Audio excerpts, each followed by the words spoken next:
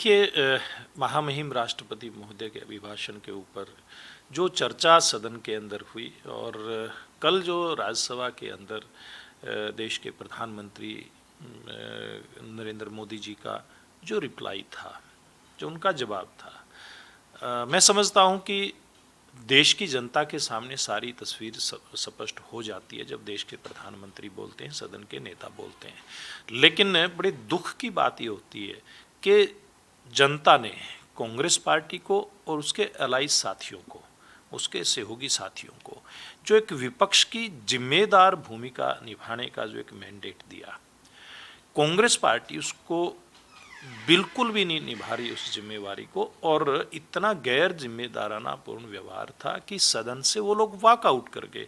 देखिए कांग्रेस पार्टी अपने जो चुनाव में उसकी लगातार जो तीसरी हार है उसको पचा नहीं पा रही है, बावजूद इसके कि उन्होंने इतना चुनाव के अंदर जनता को गुमराह करने का षड्यंत्र रचा। कभी अग्निवीर के नाम पे झूठ बोल रहे हैं, कभी वो संविधान को ख़त्म होने का नारा दे रहे हैं, लोगों को गुमराह कर रहे हैं, कभी वो आरक्षण को ख़त्म करने की बात भारतीय जनता पार्टी के द्वारा की जा रही है। इस प्रकार का दुष्प्रचार जनता के बीच में करते हैं।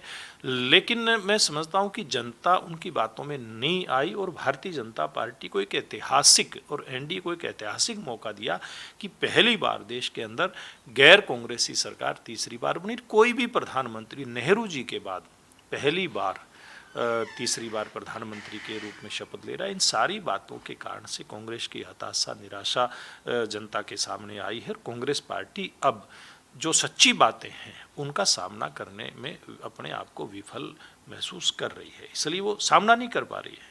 लेकिन अग्निवीर को लेकर जिस तरीके से राहुल गांधी ने सदन में मुद्दा उठाया, उसको लेकर लगातार बीजेपी जो है सवाल खड़े कर रही है।